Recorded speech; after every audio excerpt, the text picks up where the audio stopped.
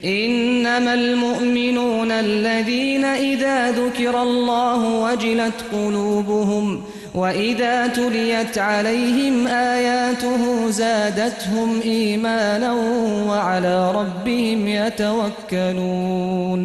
نحمده ونصلي على رسوله الكريم، اما بعد فاعوذ بالله من الشيطان الرجيم. بسم الله الرحمن الرحيم. رب اشرح لي صدري ويسر لي امري واحلل عقدة من لساني يفقهوا قولي. لو انزلنا هذا القرآن على جبل لرأيته خاشعا متصدعا من خشية الله. اگر یہ قرآن ہم کسی پہاڑ پر نازل کرتے تو تم دیکھتے کہ وہ اللہ کے خوف اور خشیت سے دب گیا ہے، ٹکڑے ٹکڑے ہو گیا۔ قرآن ہمارے دلوں پر کس طرح اترتا ہے، ہمارے اندر کتنی عاجزی پیدا کرتا ہے، ہمارے اندر کتنا خشوع آتا ہے۔ خاشعاً متصدعاً، عاجزی اور پچھلا انسان ٹوٹ کر نیا انسان بننا، اللہ کی کتاب کے مطابق ڈی کنڈیشننگ، اپنے خیالات، اپنی سوچوں اور اپنے رویوں کو قرآن کے مطابق ری شیپ کرنا، یہ ہے قرآن کا حق ادا کرنا۔ تو آئیے آغاز کرتے ہیں سورۃ الفاتحہ سے۔ پہلے آپ سنیے، پھر اس کے بعد مزید اس کے نام سے جو بے انتہا مہربان اور رحم فرمانے والا ہے۔ تعریف اللہ ہی کے لیے ہے، شکر اللہ ہی کے لیے ہے، جو تمام کائنات کا رب ہے، نہایت مہربان اور رحم فرمانے والا ہے، روز جزا کا مالک ہے۔ ہم تیری ہی عبادت کرتے ہیں اور تجھی سے مدد مانگتے ہیں۔ ہمیں سیدھا راستہ دکھا، ان لوگوں کا راستہ جن پر تو نے انعام فرمایا، جن پر تیرا غضب نہیں ہوا اور جو بھٹکے ہوئے نہیں ہیں۔ الحمدللہ، الحمد، سب شکر، ساری تعریفیں کس کے لیے؟ رب العالمین، عالمین کے رب کے لیے۔ عالمین کیا؟ سارے جہان۔ عالمین عالم سے، اور عالم علم سے۔ علم جس سے کوئی چیز جانی جائے، علم اور علم کا ایک ہی روٹ ہے، جس سے کسی چیز کے بارے میں جانا جائے، جس سے کسی کی پہچان ہو۔ تو عالمین، پوری کائنات اپنے خالق کی پہچان ہے، اور رب جو اس پورے کارخانے کا، اس کائنات کا پیدا کرنے والا، عدم سے وجود میں لانے والا، اس کو چلانے والا، اس کو کمال تک پہنچانے والا ہے۔ کائنات کی ایک ایک چیز، ایک ایک نشانی پکار رہی ہے رب کی عظمت کو، اپنے پیدا کرنے والے کی بڑائی کا اظہار کر رہی ہے۔ ہر دیکھنے اور سننے والے کو غور و فکر کی دعوت دے رہی ہے کہ سوچو، غور کرو، کون ہے میرا بنانے والا، کون ہے مجھ کو تھامنے والا، کون ہے میرا چلانے والا، کون ہے جس نے مجھ میں یہ فائدہ رکھا۔ ایک ایک چیز اپنے رب، اپنے خالق، اپنے مالک، اپنے آقا کی عظمت کا اظہار کر رہی ہے کہ بہت بڑی ہے وہ ہستی، بہت عظیم ہے وہ جس نے یہ سب کچھ بنایا۔ اور حمد شکر کے لیے۔ شکر کیا ہے؟ نعمتوں کا اعتراف۔ یہ ساری کائنات جو انسان کی خدمت میں لگی ہوئی ہے، خواہ وہ تمام چیزیں انسان کے اپنے وجود میں ہیں یا وجود سے باہر ہیں، یہ ساری کی ساری اپنے پیدا کرنے والے کے آگے جھکی ہوئی ہیں۔ انسان جب ان ساری نعمتوں کی طرف توجہ کرتا ہے، جب اس کے دل میں یہ احساس جاگتا ہے کہ میں دیکھ سکتا ہوں، اللہ نے مجھے آنکھ دی ہے، ایک عظیم الشان معجزہ ہے میرے پاس اللہ کا کہ میرے جسم کا ایک حصہ دیکھنے کے قابل ہے، میرے یہ کان سنتے ہیں، میرے منہ میں ایک گوشت کا ٹکڑا بولنے کے قابل ہے۔ تو جتنا زیادہ انسان ان نعمتوں پر غور کرتا ہے، ان کو نعمت مانتا ہے، ان نعمتوں کے پانے کے احساس سے سرشار ہوتا ہے، جتنا زیادہ وہ اس بات کا اعتراف کرتا ہے کہ میرے رب نے یہ سب کچھ مجھے دیا ہے، اتنا ہی زیادہ شکر گزار ہوتا ہے۔ لیکن ہم نے کبھی نہیں سوچا، ہم کھانا کھا کے معدے کے سپرد کر دیتے ہیں، ہمیں نہیں معلوم کہ وہ کس طرح پروسیس ہوتا ہے، کس طرح وہ خون بنتا ہے، کس طرح ہمارے جسم کے اندر پورا خون کا نظام مختلف قسم کے نیوٹرینٹس کو کیری کر کے ہر جگہ سپلائی کرتے ہیں، اور رائٹ جگہ پر رائٹ چیز، آنکھوں کو جو چاہیے وہ آنکھوں تک پہنچاتے ہیں، دماغ کو جو چاہیے وہ وہاں تک پہنچاتے ہیں۔ ہم تو کھا کے فارغ ہو جاتے ہیں، ہم تو 10 منٹ کا کام کر کے بھول جاتے ہیں، اور باقی کام کون کرتا ہے؟ ہمارا ڈائجسٹو سسٹم۔ کس نے دیا ہے یہ سب؟ ہمیں رب نے دیا ہے۔ تو جس انسان کو یہ احساس ہو جائے کہ میرے رب نے مجھے اتنی بڑی نعمت دی ہے، کیونکہ ان سے پوچھئے جن کا معدہ کام نہ کرتا ہو، جن کا دل بیمار ہو، جن کو سانس لینے میں مسئلہ ہو، ان سے ان نعمتوں کی قیمت پوچھئے۔ میرا چلنا پھرنا، قدم اٹھانا، کیا عجیب معجزہ ہے کہ کس بیلنس کے ساتھ میں ایک کے بعد ایک قدم اٹھا کر ایک جگہ سے دوسری جگہ پہنچ جاتی ہوں۔ یہ قوت کس نے بخشی ہے؟ یہ کون ہے جو مجھے دے رہا ہے؟ میرا رب۔ تو اس بات کا اعتراف کرنا کہ یہ سب مجھے میرے رب نے دیا ہے، جتنا زیادہ آپ ان نعمتوں کی قدر کریں گے اتنا ہی دل میں احساس شکر پیدا ہوگا، اتنا ہی زیادہ آپ دل سے الحمدللہ کہیں گے۔ پھر اس زمین کا میرے لیے ہموار ہونا، اگر یہ نہ ہموار ہوتی، اگر یہ ہچکولے کھاتی، میں کیا کر سکتی تھی؟ سورج کا مناسب فاصلے پر ہونا، اگر صرف آدھا فاصلہ کم ہو جائے تو ہم اسی طرح جل اٹھیں، جیسے کاغذ کو آگ پہ رکھیں تو وہ جل اٹھتا ہے، اور اگر یہ موجودہ فاصلہ دگنا ہو جائے تو ہر چیز ٹھہر کے رہ جائے، جم جائے، زندگی کے نشان ختم ہو جائے۔ یہ ہوا کا چلنا کتنی نرمی کے ساتھ ہر جگہ سے گزر جاتی ہے، غیر محسوس طریقے سے، نہ ہمیں سوتے ہوئے ڈسٹرب کرتی ہے نہ جاگتے ہوئے۔ یہ کس نے بنائی؟ یہ کون ہے جو ہواؤں کو بھیجتا ہے؟ یہ اللہ ہے جو ہوائیں بھیجتا ہے۔ یہ موسموں کا بدلنا، یہ اس مٹی میں سے میری خوراک کا نکلنا، پہاڑوں کے اندر خزانوں کا نسل در نسل انسانوں کے لیے چھپا کر رکھنا، محفوظ کر دینا۔ اگر اللہ تعالیٰ سونے کو پہاڑ کے اندر رکھنے کی بجائے پہاڑوں کو سونے کا بنا دیتے تو کیا بچتا آئندہ نسلوں کے لیے؟ یہ رنگا رنگ معدنیات کا زمین کے اندر چھپا کے رکھ دینا، تمام انسانوں کی ضروریات پورا کرنے کے لیے، اور نہ صرف انسانوں کی، بے شمار حیوانات کی جو اس زمین پر بستے ہیں، ڈائریکٹلی یا انڈائریکٹلی انسان ہی کو فائدہ پہنچانے کے لیے۔ یہ سب کچھ کس نے بنایا؟ کون ہے دینے والا؟ وہ اللہ۔ تو اس بات کو مان لینا کہ یہ سب کچھ اللہ ہے کرنے والا، یہی ہے دراصل الحمدللہ، الحمدللہ رب العالمین۔ اور پھر اتنا کچھ دے کر بھی میری نافرمانیوں اور نا اعترافیوں کے باوجود وہ مجھ پر مزید رحمت کرتا چلا جا رہا ہے۔ الرحمن، بہت ہی مہربان، الرحیم، بار بار رحم کرنے والا، رحمت ہی رحمت، کیونکہ یہ سب کچھ جو مل رہا ہے یہ اس کی رحمت ہی کی وجہ سے مل رہا ہے، یک طرفہ رحمت۔ وہ یہ نہیں دیکھتا کہ کون مجھے مانتا اور کون نہیں مانتا، وہ یہ نہیں دیکھتا کہ کون میرا نافرمان ہے اور کون فرما بردار ہے۔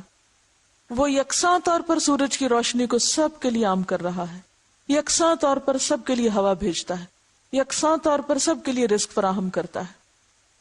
رحمان کے سوا کوئی نہیں جو یہ کام کرے۔ الرحمن الرحیم، تو میں اس کی شکر گزار کیوں نہ ہوں؟ میرا دل اس کی محبت میں سرشار کیوں نہ ہو اور میری زبان پر اس کا نام پھر کیوں نہ آئے. اور شکر کی حقیقت یہی ہے، اگرچہ مقام اس کا دل ہے، شکر کا مقام دل ہے، شکر ابھرتا دل سے ہے، لیکن پھر وہ چھا جاتا ہے انسان کے سارے اعمال پر. اس کی زبان بھی پھر شکر گزار ہوتی ہے ذکر کے ذریعے، اور اس کا بدن اس کی اطاعت میں لگ جاتا ہے، اس کا مال اس کی خاطر خرچ ہوتا ہے، اور اسی طرح اس کی طاقت اور صلاحیت سب کچھ اسی کی راہ میں لگ جاتی ہے. وہ ساری قوتوں اور توانائیوں کے ساتھ اس کو خوش کرنے کے لیے سرگرم عمل ہو جاتا ہے، اس یقین کے ساتھ کہ ایک دن آئے گا میرا مالک مجھے میری ان کوششوں کا بدلہ دے گا. مالک یوم الدین، بدلے کے دن کا مالک. وہ صرف اس دنیا میں ہی انسانوں پر رحمت نہیں کر رہا ہے، اس دنیا میں ہی نعمتوں کو عام نہیں کر رہا، بلکہ انسان کی ان کوششوں کا بدلہ دینے والا ہے.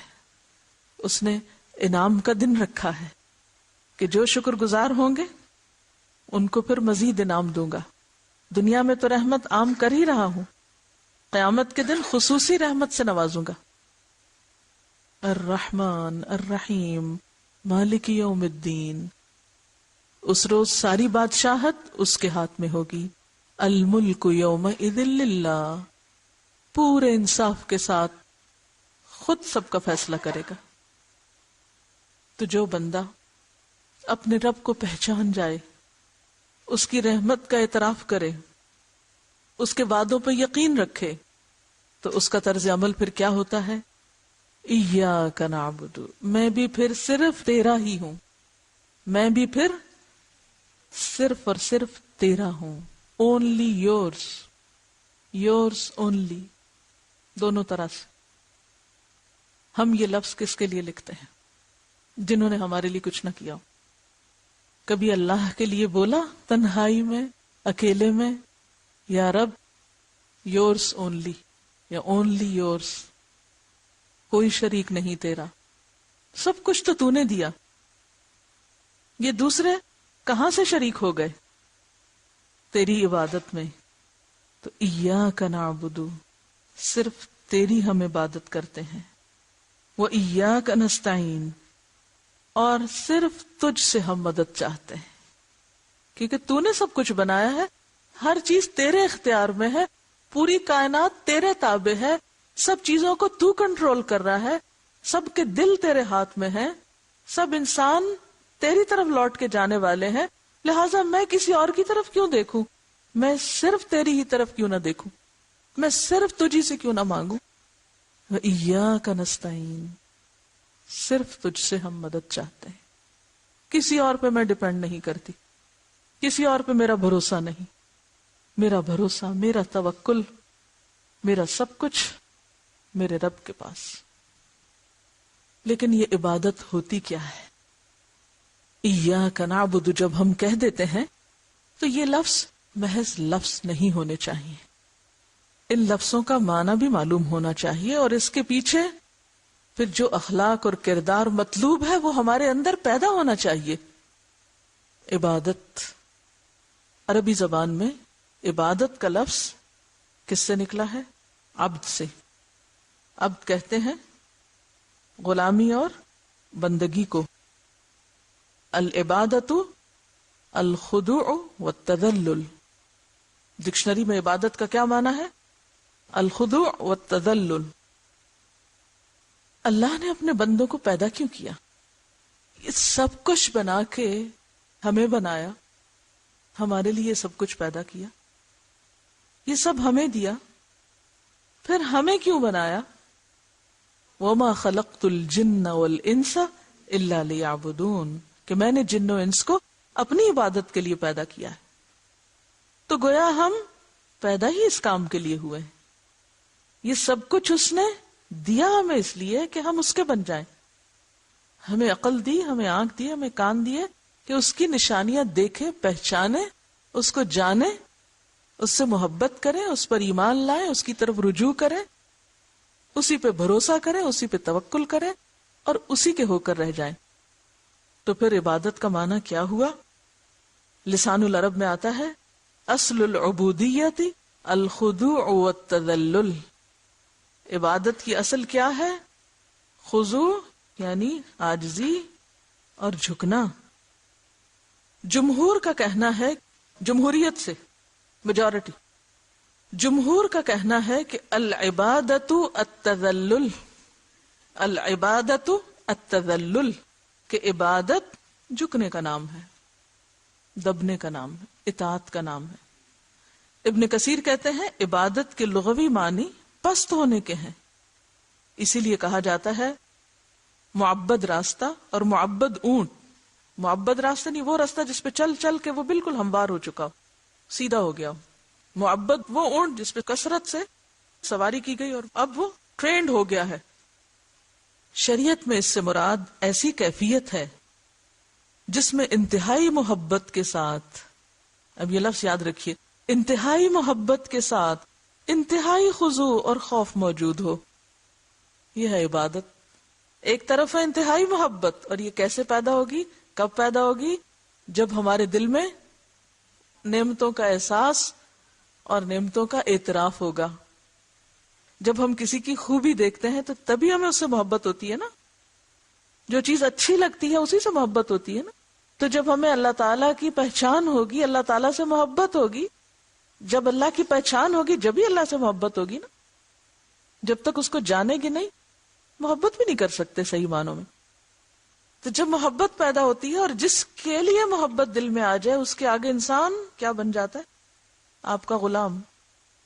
محبت کرنے والے عموماً اسی قسم کے ایکسپریشن استعمال کرتے ہیں، خادم، غلام، کہ بالکل نیچرلی آتا ہے. اس کے بعد اس کا ریزلٹ ہے کہ جس چیز سے آپ متاثر ہیں، جس کو آپ اپنا محسن سمجھتے ہیں، جس کی نعمتوں کا آپ اعتراف کرتے ہیں، جس کی خوبیوں کا آپ اعتراف کرتے ہیں، اسی کے لیے حمد ہوتی ہے. جس کی خوبیوں کا اعتراف، حمد کیا؟ خوبیوں کا اعتراف، نعمتوں کا اعتراف. جس کی قدرتوں پہ حیران ہیں آپ، دل آپ کا سرشار ہے، آپ اس کے آگے خود بخود جھک جائیں گے. تو انتہائی محبت کے ساتھ انتہائی عاجزی اور خوف، کیونکہ جس سے محبت ہوتی ہے اس کے بارے میں ڈر بھی لگتا ہے. کیا؟ ناراض نہ ہو جائے، وہ نہ ناراض ہو، اور جو مرضی ہو وہ نہ ناراض ہو. میں اس کو ناراض نہیں کر سکتا. فلاں کا مجھ پہ بہت احسان ہے، میں اسے ناراض نہیں کر سکتا. میں فلاں کو بہت چاہتا ہوں، میں اسے ناراض نہیں کر سکتا. یہ محبت کا تقاضا ہے. کہ یہ کس قسم کی محبت ہے؟ کیا محبت کے بھی دعوے کر رہے ہیں اور الٹا ایسے کام کر رہے ہیں جس سے آپ دوسرے کو ناراض کریں، اسے پریشان کریں. امام ابن تیمیہ کہتے ہیں کہ عبودیت کا لفظ جو ہے اس میں کمال الذل اور کمال الحب جمع ہے. محبت کی بھی آخری منزل کمال، اور عاجزی کا بھی کمال، آخری درجے تک جھک جانا، انتہائی محبت کے ساتھ جھکنا. یہ ہے عبادت. یعنی ایک طرف محبت کا آخری درجہ، والذین آمنوا اشد حبا للہ، اور دوسری طرف آخری حد تک جھک جانا، کسی بات میں کوئی اعتراض ہے ہی نہیں. سمعنا واطعنا، اس لیے کہ ہم مانتے ہیں کہ آپ سب سے بڑے ہیں، سارے کمالات آپ کے ہیں، ساری اچھی صفات آپ کی ہیں، پھر آخر کیا چیز مجھے روکے ہے کہ میں اللہ کے آگے نہ جھکوں. تو قرآن پاک میں اس کیفیت کے لیے کچھ الفاظ استعمال ہوئے ہیں. اس عاجزی کی کیفیت کو ظاہر کرنے کے لیے کچھ الفاظ آتے ہیں، جن میں ایک ہے خشیت، ڈرنا. خوف کے لیے لفظ خشیت استعمال ہوتا ہے. لو انزلنا هذا القرآن على جبل لرأيته خاشعا متصدعا من خشیت اللہ. کیا پیدا ہوا خشیت سے؟ کیا ہے خشیت؟ خاشعا متصدعا، ٹوٹ جانا، اپنی انا کو توڑ دینا، اپنی پسند و ناپسند کو ختم کر دینا، اپنی عقل اور اپنی مرضی کو ایک طرف کر دینا. اسی لیے کہا گیا انما یخشی اللہ من عبادہ العلماء. ایک اور لفظ استعمال ہوتا ہے تضرع. ادعوا ربکم تضرعا وخفیہ انہ لا يحب المعتدین. پکارو اپنے رب کو تضرع کے ساتھ، زاری کے ساتھ، عاجزی کے ساتھ، چھپ کے چھپ کے. سورۃ الاعراف میں آتا ہے وَاذْكُرْ رَبَّكَ فِي نَفْسِكَ تَضَرُّعًا وَخِيفَةً، یاد کرو اپنے رب کو اپنے دل میں زاری کے ساتھ اور چپکے چپکے. ہم کیا کرتے ہیں؟ بس پکار پکار کے رب کو یاد کرتے ہیں. اور کب ہوتی ہے وہ کیفیت کہ ہم دل میں زاریاں کر رہے ہوں، فریادیں کر رہے ہوں، اندر سے پکار رہے ہیں اس کو، تنہائی میں پکار رہے ہیں اس کو. کبھی کر کے تو دیکھے کیسے سنتا ہے، آپ سوچ نہیں سکتے. وہ دور نہیں ہے. کمی ہمارے پکارنے میں، ہم صرف الفاظ دہرانے کو پکارنا سمجھتے ہیں. تو عبادت کیا کرتی ہے؟ انسان کے اندر خشیت لاتی ہے، جھکنا سکھاتی ہے. انسان کا دل نرم ہوتا ہے، زاری لاتی، فریادیں کرتا ہے انسان اندر سے اپنے رب کو پکار پکار کے. ایک اور لفظ آتا ہے اخبات. سورۃ ہود آیت 23 میں آتا ہے ان الذین آمنوا وعملوا الصالحات واخبتوا الی ربہم اولئک اصحاب الجنہ ہم فیہا خالدون. بے شک وہ لوگ جو ایمان لائے اور جنہوں نے اچھے کام کیے اور اپنے رب کی طرف جھک گئے. اخبتوا الی ربہم، آگ کے دھیما ہونے کو کہتے ہیں خبت. کلما خبت زدناہم سعیرا، جب آگ دھیمی ہونے لگے گی تو ہم اور زیادہ اس کو بھڑکا دیں گے. تو آگ کے جلنے کو ذہن میں لائیے کہ جب شعلے بھڑک رہے ہوتے ہیں تو کدھر کو جا رہے ہوتے ہیں؟ وہ اوپر کو جاتے ہیں. اور جب دھیمی ہوتی آگ تو کدھر کو جاتے ہیں؟ آہستہ آہستہ down to earth, down to earth. اس کو کہتے ہیں اخبات. ڈاؤن ٹو ارتھ ہونا، دھیما ہونا، عاجزی ہونا، اس کو کہتے ہیں عبادت. تو ان الذین آمنوا وعملوا الصالحات واخبتوا الی ربہم، اور یہ دھیما پن اور یہ عاجزی اور یہ جھکنا، یہ زاری ساری اپنے رب کے سامنے. یا اللہ تیرا حکم آ جائے، میں کچھ نہیں، میرا دل چاہے یا نہ چاہے، میری مرضی ہو یا نہ ہو، میں ماننے کو تیار ہوں. ایک اور لفظ آتا ہے انابت. وَأَنِيبُوا إِلَىٰ رَبِّكُمْ وَأَسْلِمُوا لَهُ مِن قَبْلِ أَن يَأْتِيَكُمُ الْعَذَابُ ثُمَّ لَا تُنصَرُونَ. اور رجوع کرو اپنے رب کی طرف، پلٹ آؤ اپنے رب کی طرف اور اس کے آگے جھک جاؤ اس سے پہلے کہ تمہارے پاس عذاب آ جائے، پھر تم مدد نہ کیے جاؤ. تو عبادت کیا ہے؟ پلٹ آنا. غلطی ہو گئی، بھول گئے، پھر کیا کریں؟ واپس آ جائیں اس سے پہلے کہ پکڑ ہو جائے. اور خشوع کا لفظ تو ویسے ہی آتا ہے قرآن پاک میں الذین هم فی صلاتہم خاشعون. پھر اسی طرح قنوت کا لفظ بھی آتا ہے. قنوت قوموا للہ قانتین. قنوت میں بھی جھکنا ہوتا ہے. اللہ کے آگے کیسے کھڑے ہو؟ نماز میں کیسے کھڑے ہو؟ زمین پہ کیسے چلو؟ وعباد الرحمن الذین یمشون علی الارض ہونن ہونن، آہستگی سے، کوئی اکڑ نہیں. چاہے آپ نماز میں کھڑے ہوں، چاہے آپ بازار جا رہے ہوں یا کسی کام جا رہے ہوں، عاجزی ہر جگہ ساتھ. ان المسلمین والمسلمات والمؤمنین والمؤمنات والقانتین والقانتات. اسوہ حسنہ میں ہم دیکھتے ہیں کہ رسول اللہ صلی اللہ علیہ وسلم کس طرح اپنے معاملات میں تواضع سے کام لیتے تھے. یعنی صرف رب کے آگے نہیں، کیونکہ رب کے آگے 5 دفعہ اس لیے جھکایا جاتا ہے کہ لوگوں اللہ کے بندوں کے ساتھ بھی نرمی اور عاجزی کا معاملہ کرو.